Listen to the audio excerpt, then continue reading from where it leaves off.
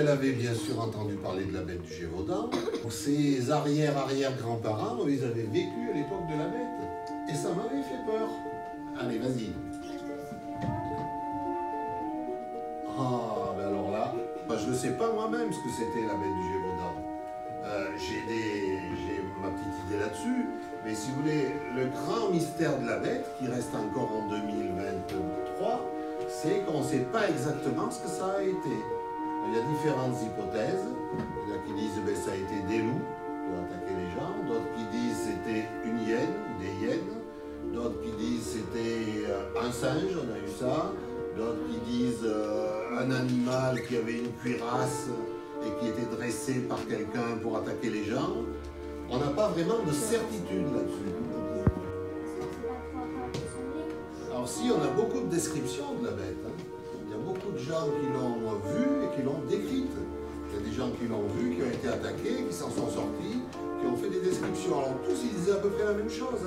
Ils disaient cet animal, il ressemble un peu à un loup, mais à un loup bizarre. Ils nous disaient aussi, si on le voit de l'avant, ça ressemble bien à un loup. Si on le voit de derrière, on hésite, ça ressemble plus à un loup. Ils disaient aussi que cet animal était très gros, plus gros que les loups qu'on avait l'habitude de voir, qu'il avait une raie noire sur le dos, qu'il avait une tache blanche sur la poitrine, qu'il avait des couleurs un peu rouge orangé, les poils très longs, la queue très longue, etc. Donc on a quand même beaucoup de descriptions de la bête. J'avais déjà trouvé beaucoup de documents. J'avais écrit celui-là en premier.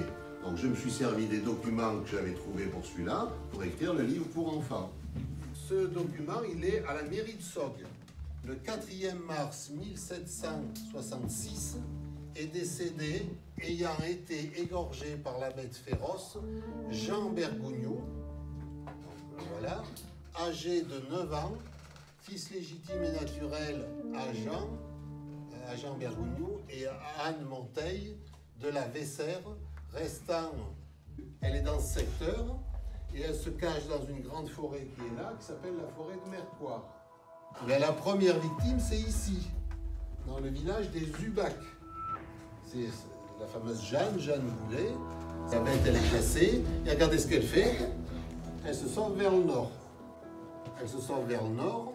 Et en se sauvant vers le nord, eh bien, elle fera des victimes un petit peu partout le long de la flèche. Ici, regardez La Chaumette, par exemple, Saint-Alban, Saint-Chély, tout ça, Grand-Rieux, c'est des endroits où il y a eu des victimes. Le Villeray. C'est là où il y a eu l'attaque des 7 enfants, Jacques Portefeuille et ses camarades. Donc elle se sauve vers le nord et pendant 2 ans, eh bien, la bête elle va rester dans ce secteur-là. Alors ça c'est la montagne qui est au-dessus de Sogg, un endroit où il y a 3 monts, le mont Mouchet, le mont Chauvet, le mont Grand. Quand vous lisez des livres sur la bête, si vous lisez un jour des livres, vous verrez que des fois on parle de la région des 3 monts. Mais les voilà les 3 monts. Donc c'est là où elle va rester pendant 2 ans. Et c'est là où elle va faire le plus de victimes.